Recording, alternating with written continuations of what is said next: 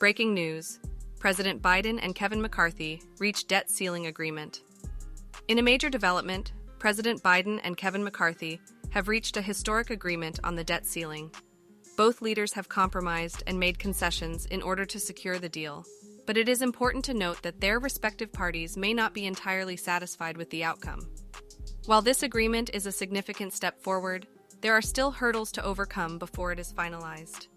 Notably, the agreement does not guarantee the protection of Social Security just yet, as it still needs to be voted on. However, I will provide you with the details of the deal and its implications for Social Security.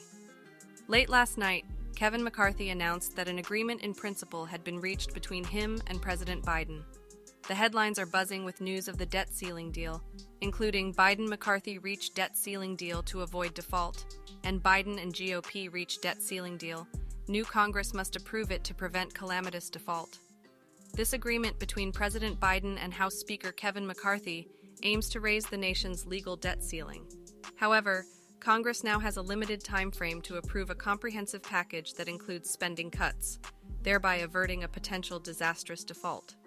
It is worth noting that the June 1st deadline has been extended to June 5th, and the involvement of hundreds of other lawmakers in the process adds complexity and potential for further drama. Both Democrats and Republicans have had to compromise on their positions, leading to dissatisfaction within their respective parties.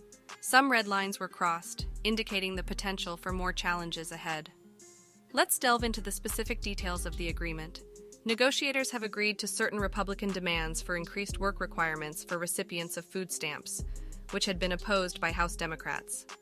However, they have stopped short of accepting greater spending cuts, which had been a priority for Republicans. The agreement includes an incremental increase in the age at which food stamp recipients must seek work eligibility from 49 to 54. Additionally, it incorporates reforms aimed at reducing the number of vulnerable individuals, such as veterans and the homeless, subject to limits under the SNAP program. These changes to the food stamp program will be up for vote again in 2030, allowing for a potential revision. Furthermore, the deal includes provisions related to spending caps, rolling back non-defense discretionary spending to fiscal year 2022 levels, and imposing a 1% annual growth limit on federal spending for 6 years. There are also efforts to claw back unused funds allocated for COVID-19 relief, including $400 million from the Centers for Disease Control and Prevention's Global Health Fund. In line with recent discussions, some of the funding earmarked for the Internal Revenue Service, IRS, would be reduced over the next decade, including the scaling back of plans to hire additional IRS agents.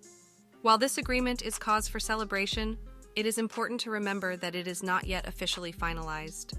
The deal requires approval from Congress, and there is no guarantee that all Democrats and Republicans will support it. President Biden and Kevin McCarthy have made progress, but there are still hurdles to overcome. The focus now turns to Congress, where the agreement will face scrutiny and potential modifications. Regarding Social Security, the agreement does not provide definitive assurance for its protection just yet. It is crucial to monitor the developments closely. As for the Social Security payment schedule, assuming everything proceeds as planned, here are the expected dates for June payments. Supplemental Security income payments on June 1st, general payments on June 3rd, and specific dates based on birth months, June 14 to June 21st, and June 28th.